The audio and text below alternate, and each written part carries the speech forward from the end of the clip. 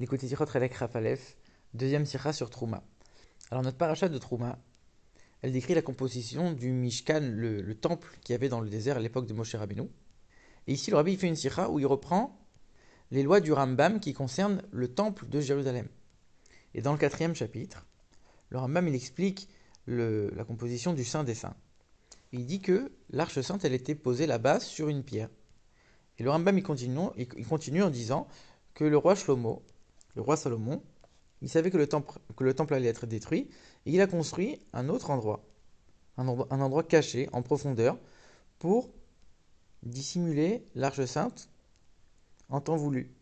Et bien après, c'est le roi Yoshiyahu qui a ordonné de le placer à cet endroit-là. Et là, le Rambam il cite tout le verset, qui dit que Yoshiyahu lui a demandé aux Lévi'im, ceux qui sont sanctifiés pour Dieu, de placer l'arche sainte dans l'endroit que Salomon, Shlomo, il avait construit. Et maintenant, allez servir votre Dieu. Il dit aussi que là-bas, il y a le bâton de Aaron qui a été rangé. Et toutes ces choses-là n'existaient plus dans le deuxième temple, c'est que dans le premier. Et le Rambam, il termine même en disant que même les Urim et Tumim, qui existaient dans le deuxième temple, elles ne répondaient plus aux questions qu'on leur pose. Et la question ici, elle est évidente. Pourquoi le Rambam, il s'étend tellement dans les détails sur une loi qui, a priori, ne s'applique même plus? Ne s'applique même pas, pardon. Ça veut dire que ici, le Rambam, on sait que c'est un livre de halakha, c'est un livre de loi. Il n'est pas là pour raconter des histoires ou pour amener des détails qui servent à rien. Le Rambam, il est là pour dire la loi. Et ici, tu es en train de me dire, mais l'Arche Sainte, elle a été cachée où? Par qui? Comment? Mais en quoi ça impacte la loi juive de savoir tout ça? A priori, c'est complètement en trop, ce passage du Rambam. Et en plus, c'est un passage où pas tous les commentateurs sont d'accord. Et le Rambam, il vient et il tranche d'une façon plutôt qu'une autre, alors que de toute façon, il n'y a aucun impact dans la loi. Alors il y a des commentateurs comme le Yavetz qui ont voulu dire que le Rambam il avait besoin de nous apprendre ça ici parce que plus tard, dans les mêmes lois, il vient nous dire que la sainteté du temple, elle n'a jamais bougé. Et donc on est obligé de dire que l'arche sainte n'a pas bougé, elle est restée au même endroit. Et c'est pour ça que la sainteté du temple, elle est encore existante. Le rabbi n'accepte pas cette réponse. Il dit on voit très bien que la sainteté du temple, elle est liée à la présence divine qui règne à cet endroit. Elle n'a rien à voir avec le fait qu'il y ait l'arche ou pas. Dieu il a sanctifié cet endroit à tout jamais. Un point c'est tout. Peu importe qu'est-ce qui existe, qu'est-ce qui est présent là-bas ou pas. Et puis même si tu es en train de me dire que ça c'est réfléchi de la part du Rambam, etc. Mais alors dans ce cas-là, le Rambam il aurait dû dire une chose essentielle. Il aurait dû dire, ici l'arche sainte elle a été déposée dans l'endroit que Shlomo il a construit, ici même, dans le Saint des Saints. Et pourtant, le Rambam il dit pas ça, il dit, il a construit un endroit, on ne sait pas où, un endroit où il a déposé l'arche sainte. Qui nous dit qu'elle est restée au même endroit? Qui nous dit qu'elle est restée dans la même zone? Peut-être qu'il l'a déposée ailleurs. Le Rambam, il ne mentionne même pas. Si c'était tellement essentiel, le Rambam, il aurait au moins dit. Il y a même un verset qui le prouve, qui dit que l'arche, elle est toujours au même endroit. Le Rambam, il cite même pas ce verset-là. Et puis, même ce que tu es en train de me dire ici, ça m'explique pas pourquoi le Rambam, il a eu besoin de dire c'est Yoshiyahu qui a été caché cette arche sainte. Et tous les autres détails que le Rambam, il a dit, t'es pas en train de me les expliquer. Rambam, il dit quoi? Il dit c'est Shlomo qui l'a construit cet endroit. Un endroit qui était caché en profondeur, etc. C'est Yoshiyahu qui l'a déposé là-bas. Tout le verset avec les Lévi'im, etc. qui est cité. Tous ces détails, on n'en a pas besoin a priori. Et ça, tu m'as pas répondu. Pourquoi le Rambam il cite tout ça? Et puis il y a d'autres questions aussi. Le Rambam il nous dit, comme Shlomo il savait que le temple allait être détruit, il a construit cet endroit pour déposer l'arche sainte. C'est-à-dire quoi? C'est-à-dire qu'en fait Shlomo il a construit un endroit du Beth Amikdash en plus qui n'était pas ordonné, qui n'était pas prévu. Et lui-même, il a dit comme ça va être détruit, alors je prévois le coup, je vais construire un endroit. Alors, on sait très bien que le temple, il a été construit avec un plan divin hyper précis. Et toi, tu es en train de me dire maintenant, Shlomo, il a construit un endroit tout seul, sans l'ordre de Dieu. C'est impensable. Et la deuxième question, on voit que le Rambam, il termine en parlant des Urim et Tumim qui étaient dans les vêtements du Kohen Gadol.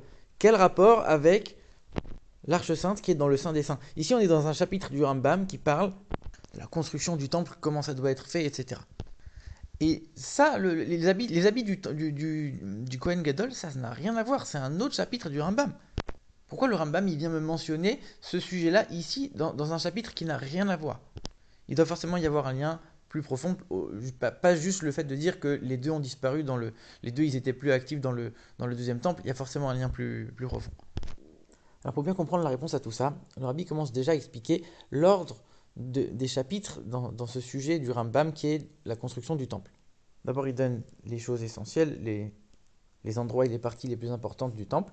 Dans le deuxième et troisième chapitre, il parle des ustensiles, des choses qu'on va amener à l'intérieur, la menorah, etc. Dans le quatrième chapitre, il parle de la forme et la structure de l'édifice, les pièces qui le composent, etc. Et donc la question se pose parce que nous, on est dans le quatrième chapitre et le Rambam, il vient parler longuement sur l'Arche Sainte. L'Arche Sainte, elle aurait dû figurer dans les chapitres sur les ustensiles, les objets qui composent le temple. Pourquoi tu viens m'en parler dans la structure de l'édifice? Mais le Rambam, il veut nous faire comprendre ici. L'Arche Sainte, c'est pas juste un objet. C'est quelque chose qui est partie intégrante du temple. C'est quelque chose qui fait en sorte que ça va être une maison pour Dieu. C'est quelque chose d'essentiel, comme les murs du temple. Et c'est pour ça qu'il ne le cite même pas. Il cite même pas l'Arche Sainte dans les objets. Parce que c'est bien plus que ça.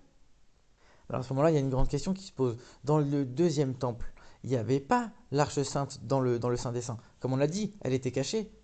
C'est-à-dire que dans le deuxième temple, il aurait manqué quelque chose d'aussi essentiel.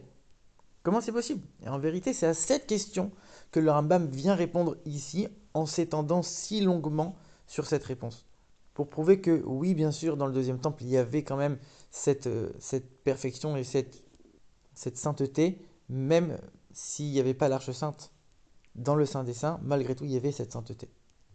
Alors le Rabbi donne l'explication suivante à toutes ces questions-là. Et pour répondre à cette question, si le Rambam y vient nous dire c'est Shlomo qui a construit parce qu'il savait que ça allait être détruit, il n'est pas juste en train de nous raconter une histoire, il est en train de nous expliquer que dans la construction elle-même du temple, on avait prévu deux endroits pour l'Arche Sainte et on savait que les deux allaient être utilisés. Un endroit qui était exposé, connu de tous, et un autre endroit caché. C'est pas que quand on est arrivé à une situation un peu difficile, alors on savait pas trop quoi faire, on a décidé de cacher l'arche à un endroit qui n'était pas prévu. Non, non, pas du tout. Depuis le début, on a prévu un endroit dans le temple qui allait être sanctifié autant que le Saint des Saints, de la même sainteté, parce qu'on savait que c'était un endroit qui allait accueillir l'Arche Sainte au même titre que le premier endroit qui est le Saint des Saints. Et c'est pour ça qu'on est en train de nous dire c'est Shlomo qui a construit quand il savait. C'est pas que Shlomo il a rajouté un endroit. En vérité, ça faisait partie du projet de base. Et c'est parce qu'il savait que ça allait être détruit qu'il a sanctifié le deuxième endroit autant que le premier. Pour que même quand le temple sera détruit, l'Arche Sainte, elle reste dans son endroit qui est de la même sainteté. Un endroit qui avait toujours été prévu pour elle finalement. Et on comprend aussi pourquoi le Rambam il a eu besoin de mentionner c'est Yoshiyahu qui a demandé d'aller l'arranger là-bas. Pour bien montrer que c'est pas dans une situation compliquée de guerre et de destruction qu'on a décidé de cacher l'arche dans le premier endroit qu'on a trouvé. Pas du tout. Yoshiyahu, on sait que c'était un roi qui avait une grande puissance et pendant son règne, le royaume d'Israël était très fort.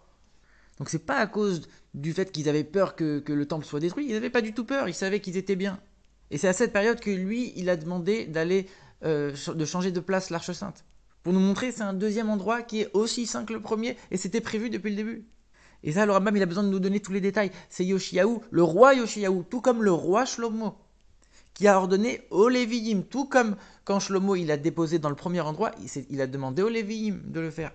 Et c'est pas écrit là-bas, allez cacher l'Arche Sainte, c'est écrit déposer l'Arche Sainte. Tout comme la première fois, dans le premier temple, pardon, dans le premier endroit où Shlomo il a déposé l'Arche Sainte, il n'a pas caché l'Arche Sainte. Et il termine en disant, maintenant allez et servez Dieu. Qu'est-ce que ça a besoin de me préciser ça? Pour nous dire, mais le service dans le temple, il n'est pas moins important, il n'est pas moins saint.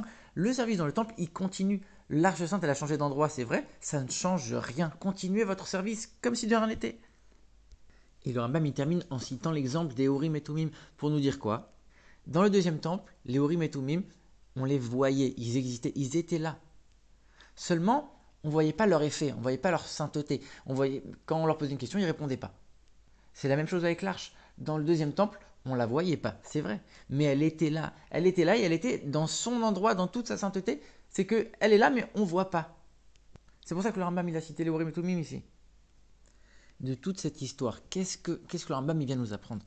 Il vient nous apprendre deux choses. Première chose, le deuxième temple, il avait à l'intérieur de lui l'Arche Sainte dans son endroit, dans toute sa sainteté, et il n'y a rien qu'à changer. Ça, c'est une première chose. Mais en plus de ça, même le premier temple, il avait un endroit qui n'a pas été trouvé, qui n'a pas été touché, qui n'a jamais été détruit, et qui finalement, il est éternel. C'est-à-dire qu'il a été construit pour le premier temple, il a été aussi saint et utilisé pour le deuxième, il le sera pour le troisième. Un endroit qui n'a jamais et qui ne sera jamais détruit, même dans le premier temple, que même le premier temple est éternel finalement. Et ça, c'est une leçon de venir nous dire, c'est pas qu'il y a trois Beth Amikdash, il y a trois temples différents. En vérité, les trois ne font qu'un seul, ne font qu'un seul et même temple. Alors c'est vrai, il y a eu des changements, il y a eu des agrandissements. Extérieurement, il y a eu des choses qui ont changé. Mais l'essence même du temple, le saint des saints, l'endroit le plus important, la sainteté, l'arche sainte, tout ça, ça n'a jamais changé, ça n'a jamais été détruit, ça n'a pas bougé. Depuis avant même la construction de Shlomo, il avait décidé que ça allait être comme ça.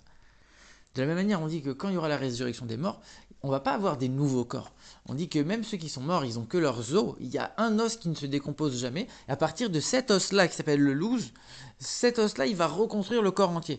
C'est exactement la même chose. Même si le temple est détruit, à partir de cet endroit qui est l'essence du temple, qui n'a jamais bougé, le temple sera reconstruit. Mais en vérité, la structure, l'essence reste la même. Ce sont les trois, un seul et même temple.